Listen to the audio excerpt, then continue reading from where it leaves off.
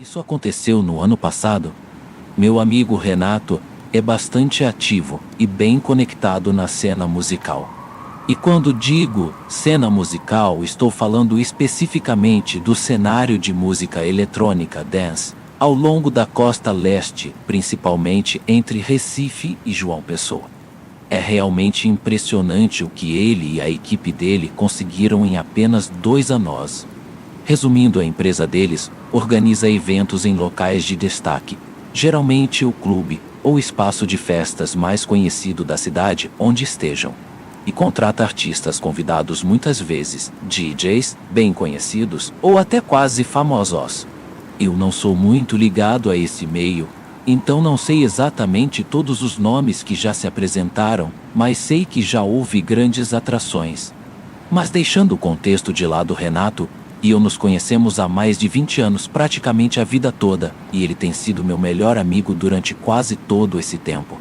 Por causa disso, ele me deixa, junto com alguns amigos de infância, entrar de graça nos eventos e ainda ficar no camarote VIP com os artistas A.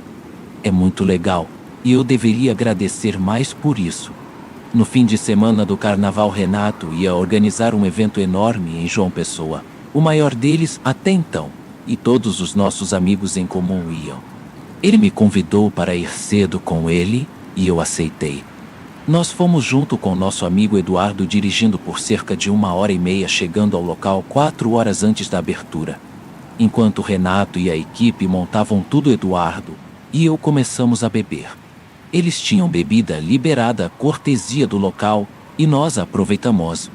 Quando o primeiro DJ começou a tocar, nós já estávamos mais que alegres.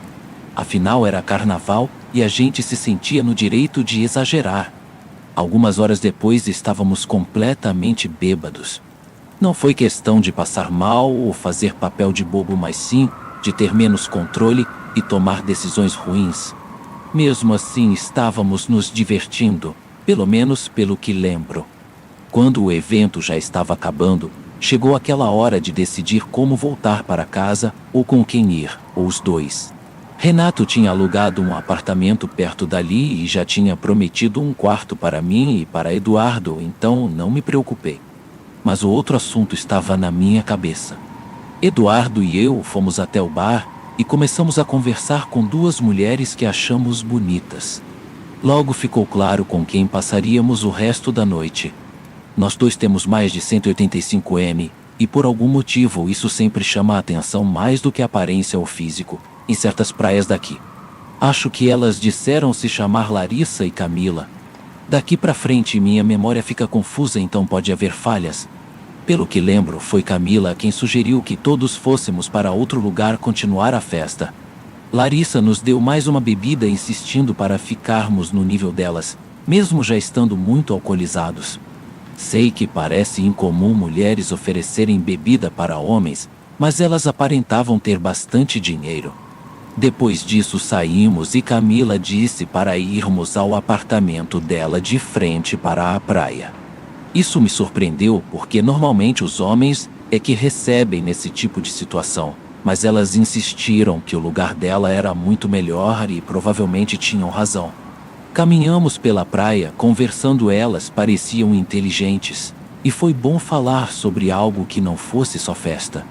Em certo momento, percebi que estava mais tonto do que antes, mas de um jeito estranho, as pernas moles, dificuldade de mover os braços, a boca e até os olhos, como se fosse desmaiar, e de repente, passou. Chegamos ao apartamento, que era absurdamente luxuoso. Pouco depois, Eduardo e Camila sumiram, e fiquei sozinho com Larissa. Ela se inclinou para me beijar, e essa é a última coisa de que me lembro antes de apagar. Não me lembro de nada nas horas seguintes, mas sei que não desmaiei porque enviei mensagens durante esse tempo. O estranho é que Eduardo passou pela mesma coisa praticamente no mesmo horário. Acordei com o sol alto no meio de uns arbustos, mais de 1 hora longe do evento, sem celular, carteira ou chaves, e vestindo roupas de outra pessoa. Meus tênis estavam encharcados e sem cadarços. Atordoado, vi um posto de conveniência na esquina e pedi para usar o telefone. Liguei para minha irmã, que que me passou o número do Eduardo. Ele não atendeu. Até entrar pela porta do posto com a mesma história que eu. Chamamos a polícia, mas quanto mais falávamos, mais eles pareciam duvidar. Encontraram nossos celulares largados no estacionamento e disseram que provavelmente só tínhamos bebido demais. Queríamos que investigassem o apartamento, mas eles recusaram. Mais tarde vi que tinha mandado mensagens normais para várias pessoas, mas com informações contraditórias. Fomos atrás do apartamento e encontramos o lugar, mas o homem que atendeu disse não conhecer nenhuma Camila. Saí de lá com a sensação estranha de que algo sério tinha acontecido naquela noite e que nunca saberíamos a verdade.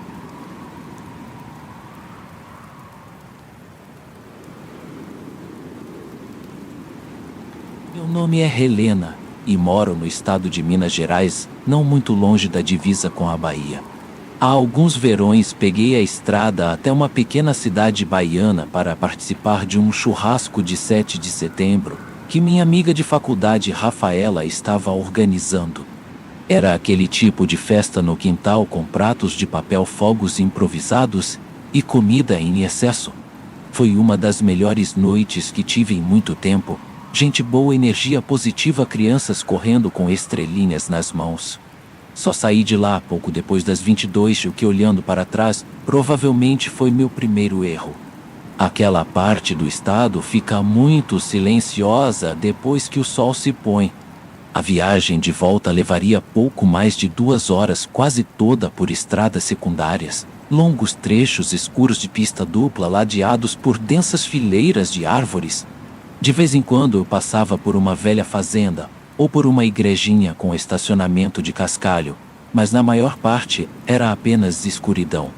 O rádio tocava baixo e eu ainda estava no clima da festa, mas confesso que dirigir por lugares assim à noite sempre me deixa com um certo arrepio, mesmo sem motivo aparente para ter medo. Sempre tive um pouco de receio do escuro e aposto que isso também pesou. Cerca de 30 minutos depois, notei um par de faróis no retrovisor. No começo não dei importância, imaginei que alguém tivesse entrado na mesma estrada que eu. Mas quanto mais tempo ficava lá atrás, mais eu prestava atenção. Era um Nissan Última cinza, nada de especial, exceto pelo fato de que a parte inferior parecia coberta de lama. Dava para ver sempre que passávamos por um poste de luz em algum cruzamento. Ainda assim, não era tão estranho por si só. O problema é que percebi que não importava se eu acelerasse ou reduzisse a velocidade, o carro fazia o mesmo. Primeiro pensei que fosse coincidência, então aumentei uns 15 km/h, mas o último acompanhou. Depois tirei o pé do acelerador e fui bem abaixo do limite e novamente ele fez igual. A distância entre nós não mudava, uns 6 ou 7 comprimentos de carro. Nessas estradas é comum um veículo ultrapassar o outro, e nem é ilegal na maioria dos trechós. Cheguei a ir mais para a direita algumas vezes para deixar claro que ele podia passar, mas nada. Então resolvi testar. Logo à frente havia uma curva para a esquerda entrando em uma pequena rua residencial com talvez 4 casas espaçadas. Virei sem hesitar e cerca de 10 segundos depois o carro também entrou, no meio do nada. Era impossível que aquele fosse o destino dele. Naquele momento tive certeza de que estava sendo seguida. Um aperto ruim tomou conta do meu estômago, como se estivesse realmente em perigo. Meu coração disparou como se alguém apontasse uma arma para mim. Eu só queria chegar a um lugar seguro, público e iluminado. Como se fosse de propósito, o aviso de combustível quase vazio soou. Juro que nunca me senti tão vulnerável. Meu carro é velho, um Corolla 2012 cheio de problemas. Às vezes, a reserva dura 20 quilômetros, às vezes, nem 10. E naquela região, não há posto de gasolina em cada esquina. Peguei o celular e procurei o mais próximo aberto 24 horas. Ficava a mais de 13 quilômetros. Não sabia se conseguiria chegar, mas parar ali não era opção com aquele carro atrás de mim. Pensei em chamar a polícia, mas tão afastada, sabia que demorariam muito para chegar, e parte de mim Achava que ligar tornaria o perigo mais real. Poucos minutos depois, o ponteiro caiu de vez no vazio. Tentei manter a calma, mas minha mente começou a criar cenários sobre o que aconteceria quando o carro parasse.